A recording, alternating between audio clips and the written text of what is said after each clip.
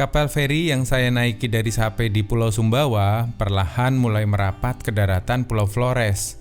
Di kejauhan terlihat juga jajaran rumah yang tersusun rapi di atas perbukitan. Sementara tak jauh dari dermaga juga terlihat beberapa kapal pinisi sedang berlabuh. Daratan Pulau Flores yang saya mimpi-mimpikan selama ini terlihat jelas di depan mata. Wah, rasa haru berkecamuk dalam diri saya kala itu. Dalam suasana haru saya juga bersyukur. Akhirnya bisa menyapa daratan Flores yang sudah lama saya ingin jelajahi ini. Ya, dari kota Labuan Bajo di ujung Flores ini, saya akan memulai cerita perjalanan kembara ini, mengelilingi indahnya Nusa Tenggara selama 100 hari. Sejatinya, Labuan Bajo bukanlah rencana awal dari perjalanan ini. Dari Sape di ujung timur Pulau Sumbawa, rencananya saya akan menyeberang ke pelabuhan Waikelo di Sumba Barat Daya. Namun apa daya, cuaca berkehendak lain. Setelah 2 malam menginap di Sape sambil menunggu feri yang akan menyeberangkan saya ke Pulau Sumba, namun kondisi angin sedang tidak bersahabat kala itu. Ombak besar menghalangi perjalanan kapal feri dari Waikelo menuju ke Sape. Setelah mencari kabar di kantor pelabuhan, akhirnya saya disarankan untuk menyeberang saja dari ND kalau mau ke Sumba. Dan kebetulan keesokan paginya akan ada kapal feri yang berangkat menuju ke Labuan Bajo. Begitulah awal kisah dari perjalanan kembara Nusa Tenggara ini. Dan satu pelajaran penting buat saya kala itu adalah kita boleh punya rencana yang banyak sekali, tapi Tuhan jualah yang akan menentukannya. Pelabuhan Labuan Bajo kala itu juga masih terlihat sederhana saja. Begitu juga kota Labuan Bajonya sendiri. Deretan pertokoan dan juga warung-warung tradisional masih banyak menghiasi jalan utama di Labuan Bajo. Hanya ada beberapa kafe yang terlihat tidak begitu ramai. Hanya ada beberapa wisatawan mancanegara yang sedang asik menikmati suasana Labuan Bajo kala itu.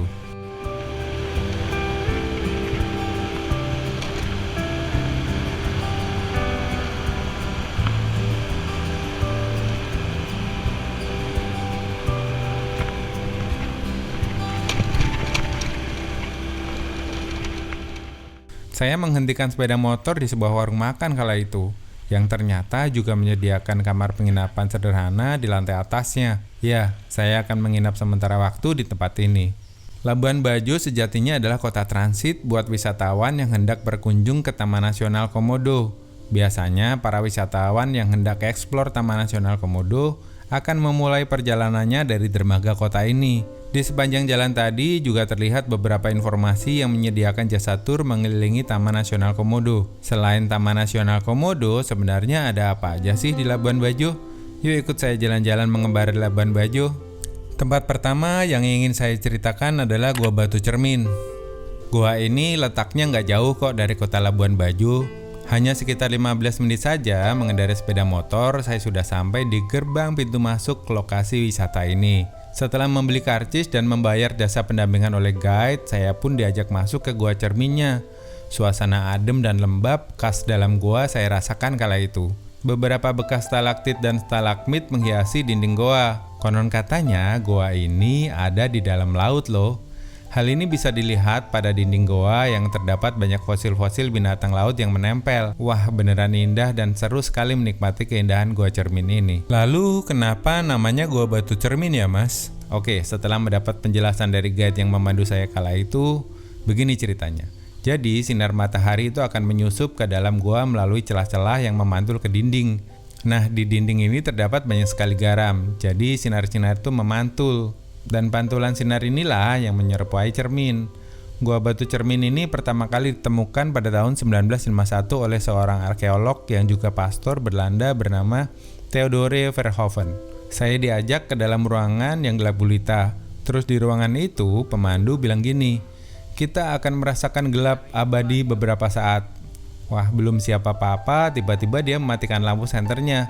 Dan gelap gulita di tempat yang dingin dan sunyi itu. Wah bener-bener saya tuh merasakan damai yang luar biasa. Hanya sekitar 3 menit kami menikmati suasana gelap sejati seperti itu.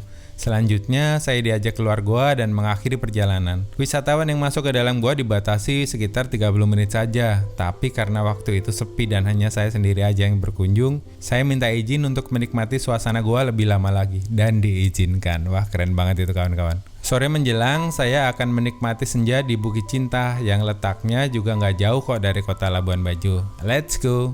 Nah, tempat kedua yang ingin saya ceritakan adalah Bukit Cinta di Labuan Bajo. Suasana senja terasa begitu damai sekali dari atas Bukit Cinta ini. Awalnya saya nggak tahu perihal Bukit Cinta ini. Namun ketika sedang berbincang dengan seorang kawan baru yang saya temui di pintu masuk Gua Cermin tadi, saya malah tertarik untuk melihat Bukit Cinta ini.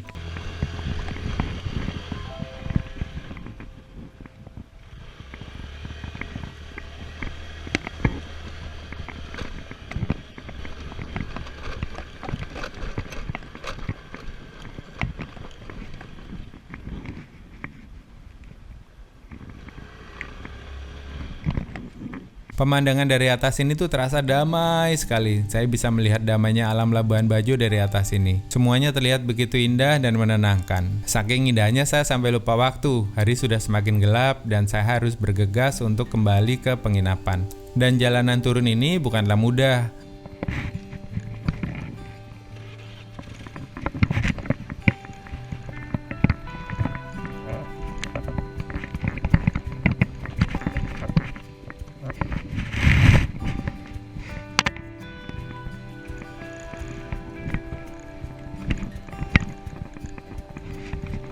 Karena memang terjal dan bukan jalur yang seharusnya dilalui oleh motor metik saya. Tapi untunglah tidak terjadi apa-apa malam itu. Badan rasanya lelah sekali dan pulang ke penginapan terus tidur adalah pilihan yang tepat yang harus saya ambil kala itu. Tempat ketiga yang ingin saya ceritakan adalah air terjun Cuncah Wulang. Untuk menuju ke sana, saya harus melihat kondisi cuaca dulu ya. Karena untuk menuju ke air terjunnya kita harus trekking dulu melewati hutan. Dan kalian juga harus menggunakan jasa pemandu lokal ya, yang memang sudah berpengalaman di daerah tersebut. Ketika sedang browsing-browsing perihal air terjun ini, saya dibuat takjub dengan warna hijau airnya yang jernih sekali, serta tebing-tebingnya yang indah. Namun setelah saya sampai di lokasi, ternyata sedang musim hujan, jadi airnya agak keruh. Oke, tak apalah, namanya juga perjalanan. Justru hal yang menarik adalah proses melakukan perjalanan ke tempat ini. Saya bertemu dengan banyak sekali teman baru kala itu. Selanjutnya, tempat yang ingin saya ceritakan di Labuan Bajo adalah air terjun Cuncah Rami. Setelah agak kecewa dengan air terjun sebelumnya, saya masih berharap air terjun selanjutnya yang akan saya datangi ini bagus. Perjalanan ke tempat ini ternyata tak mudah kawan-kawan. Jalanan berbatu yang licin membuat saya harus terlalu berhati-hati. Akhirnya sampailah saya pada air terjun yang menjulang tinggi ini. Terlihat sangat menawan sekali. Rasa lelah yang saya rasakan akhirnya terbayarkan. Apalagi ada beberapa anak kecil yang sedang membantu orang tuanya di kebun ikut mendekat ketika saya mengeluarkan kamera. Dan inilah yang terjadi. Senyuman mereka itu seolah obat sih buat saya rasanya. Tak kuat rasanya diri ini menahan hasrat untuk tidak menyeburkan diri ke air terjun. Dan benar saja, dinginnya air terjun ini langsung melepaskan semua lelah yang saya dapat ketika melakukan perjalanan ke tempat ini tadi. Rasanya itu damai dan menenangkan sekali. Kalau kalian main ke Labuan Bajo dan ada waktu, mampir ke sini ya.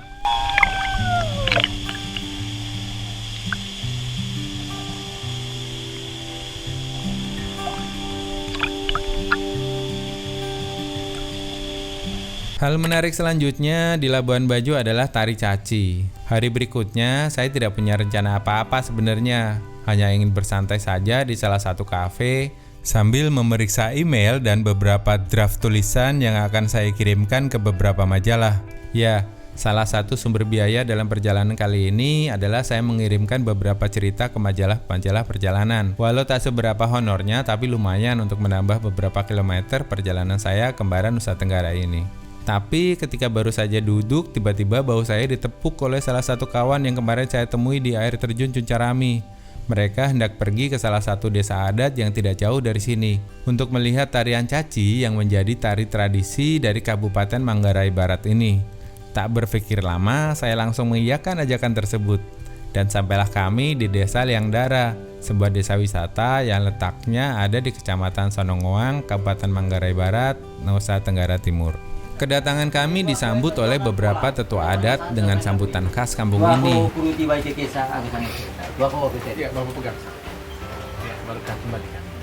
Bapak Ibu, kami tahu Bapak Ibu sudah melalui perjalanan begitu jauh sampai di tempat ini, melewati angkasa, padang dingin juga dirasakan. Ini tuak ini dari air itu adalah kehidupan.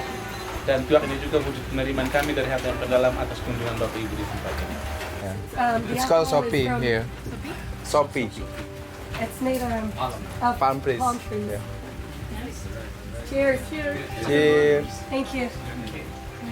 Terima kasih. Oke, Bapak, terima kasih, kita dapat sambutan yang hangat sekali di sini. Saya dan teman-teman ini adalah blogger dari beberapa negara, dari ada sekitar 10 negara. Jadi kita datang ke sini ingin melihat lebih jauh lagi saudara-saudara kita yang ada di Manggarai ini seperti apa. Setelah mengutarakan niat kedatangan, kami disuguhi dengan minuman khas tempat ini. Namun setelah saya tanya, ternyata minuman ini adalah minuman beralkohol. Saya menolak dengan halus dan mereka bertanya, "Kakak muslim kah?" Saya mengangguk dan mereka meminta maaf. Hal-hal kecil seperti inilah yang selalu saya rindui dari setiap perjalanan. Saling menghargai satu sama lain yang mungkin sudah jarang saya jumpai di kota besar. Setelah jamuan, kami diajak ke lapangan depan rumah. Di sana sudah bersiap para ksatria dan beberapa wanita penari lengkap dengan pakaian adat mereka. Saya mengambil posisi yang enak untuk merekam foto dan video. Namun saya hampir lupa memencet tombol shutter karena terpukau dengan gerakan-gerakan dilakukan oleh para penari caci ini. Sungguh mengagumkan buat saya. Tari caci adalah tari uji ketangkasan bela diri yang dibalut dalam bentuk tarian. Menurut keterangan yang saya dapat ketika itu, caci berasal dari dua kata, yakni ca yang punya artian satu dan ci yang punya arti uji. Jadi, caci adalah ujian satu lawan satu. Wah, sportif sekali ya mereka ini. Para penari akan melakukan pemanasan dulu sebelum mereka bertanding. Dengan dibalut kain songket dan destar atau pelindung kepala, biasanya mereka akan memulai dengan tarian danding atau tanda terlebih dahulu, sambil melakukan pemanasan otot. Setelah itu mereka akan beradu. Aturannya adalah pemain hanya diberi kesempatan untuk memukul tubuh lawan satu kali saja, dan itu pun hanya pada bagian pinggang ke atas. Dan mereka akan bergantian peran sebagai pemukul dan sebagai yang dipukul. Ini sportif sekali sih. Saya ikut larut dalam keseruan tarian kala itu. Setelah acara tari caci selesai, kami dihibur dengan beberapa tarian wanita yang menggambarkan kegiatan mereka sehari-hari. Juga tak kelewatan permainan tradisional dari daerah mereka juga. Setelah itu, kami menari bersama dengan suasana kekeluargaan yang indah sekali. Semua bergandengan tangan dengan diiring musik tradisional dari Kampung Liangdara juga. Kampung Liangdara ini punya objek wisata lain, yaitu hutan beliling yang banyak dijumpai burung-burung endemik. Tapi siang itu kami berpamitan untuk kembali ke Labuan Bajo. Perjalanan ke kampung ini bisa ditembus sekitar 1 jam 15 menit saja, jadi nggak terlalu jauh kok. Kalau kalian tertarik dengan seni tradisi dari Manggarai Barat ini, datanglah ke kampung ini ya.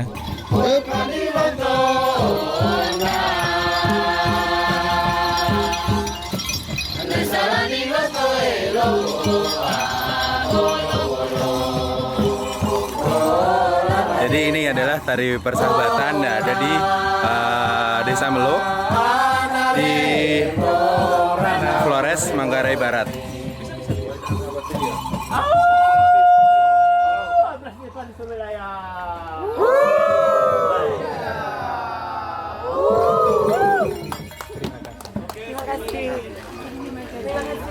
Terima kasih Bapak. Terima kasih. Terima kasih Pak. Terima kasih.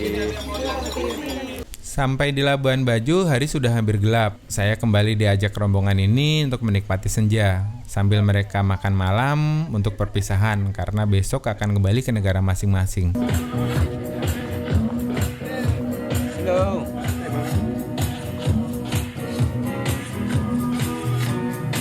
Hai Kimi. Thomas. Matilda.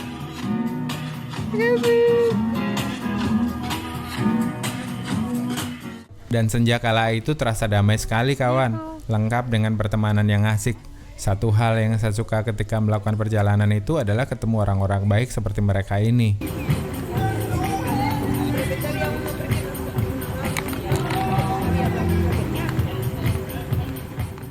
Tempat asik selanjutnya di Labuan Bajo adalah Gua Rangko. Hari berikutnya saya bangun agak telat karena malam sebelumnya saya ikut ngobrol bareng teman-teman sampai larut. Banyak cerita yang saya dapatkan dari mereka para pejalan yang berasal dari berbagai negara ini. Suka duka hidup di jalanan terekam api dalam ingatan saya kala itu. Mereka juga mengundang saya untuk jalan-jalan eksplor negara mereka. Dalam hati saya hanya bisa bilang amin. Semoga saja ada waktu, rezeki, dan kesempatan untuk bisa menjelajah negeri-negeri yang jauh di luar sana. Membaca sebuah pesan singkat dari salah seorang teman yang sedang berada di Labuan Bajo. Mas, aku di Labuan Bajo nih. Rencananya hari ini mau ke Gua Rangko. Mau ikut gak? Tanpa pikir panjang, saya langsung beranjak dari kasur penginapan untuk pergi ke tempat yang sudah disepakati. Untunglah saya tidak telat. Dan hari ini saya akan mengunjungi Gua Rangko, sebuah tempat yang belum pernah saya dengar sebelumnya. Gua ini lokasinya nggak terlalu jauh kok, tapi jalanannya agak memutar. Alhasil membutuhkan waktu yang agak lama. Setelah sampai di tempat, mobil bak terbuka yang saya naiki menepi. Untunglah kami didampingi pemandu, jadi dia bisa membantu kami mencarikan perahu yang bisa disewa untuk menuju Gua Rangko. Ya, lokasi ini memang hanya bisa ditempuh lewat jalan laut saja. Dari desa terakhir, kita akan naik perahu menuju ke Gua Rangko. Kenapa namanya Gua Rangko? Ya karena gua ini adanya di wilayah Desa Rangko, yang ada di Kabupaten Manggarai Barat. Sesimpel itu ya. Tak butuh waktu lama, saya sudah sampai di lokasi kapal untuk menepi. Namun ternyata itu juga belum sampai di mulut goanya. Kami harus trekking dulu untuk sampai ke tempat itu. Lagi-lagi tak jauh kok, hanya beberapa menit saja saya sudah sampai. Namun beberapa menit berada di teriknya matahari Labuan Bajo yang menyengat, sungguh menyiksa sekali rasanya. Akhirnya sampai, begitu teriakan dari pemandu yang membuat saya langsung berbahagia. Tapi celingukan ke sana kemari, saya tidak melihat mulut gua seperti yang saya bayangkan. Ternyata saya harus masuk ke sebuah lubang kecil ini dulu yang ada di hadapan saya untuk bisa melihat guanya. Begitu sampai ke dalam gua, aduhai makjang, indahnian lah pemandangan waktu itu kawan. Stalaktit dan stalagmit bertemu dengan kolam tenang yang berwarna hijau toska. Kamu harus lihat sendiri kawan, susah untuk mendeskripsikan indahnya tempat ini. Kami datang di waktu yang tepat, yaitu jam 12 sampai jam 14 siang hari. Jadi ada cahaya yang masuk ke celah-celah gua, sehingga membuat gua ini tersinari dan terlihat cantik sekali. Kami berenang dengan sedikit rasa was-was, karena menurut keterangan belum banyak orang yang berenang di tempat ini. Airnya terasa dingin sekali dan asin. Ternyata air yang ada di kolam tersebut adalah air laut yang masuk melalui celah-celah karang yang terjebak di situ. Jadi ya asin deh. Kami menyudahi petualangan di Gua Rangko kala itu dan kembali ke Labuan Bajo. Naik lompat ayo. Lompat. 1, 2, Lompat. Ayo.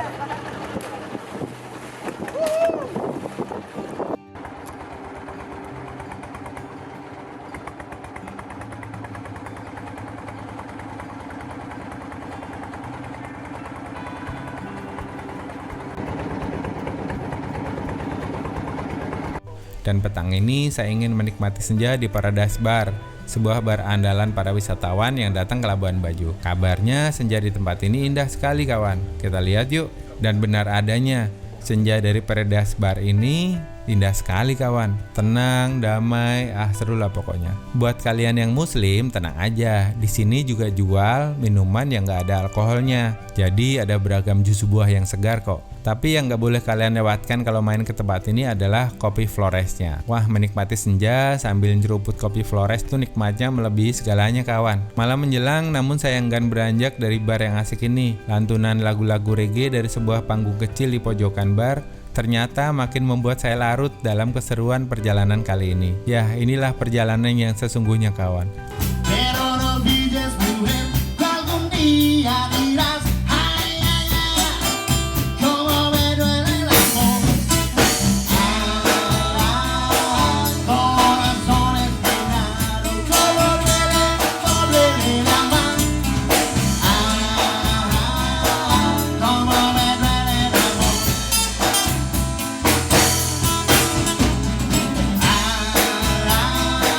Corazón espinado.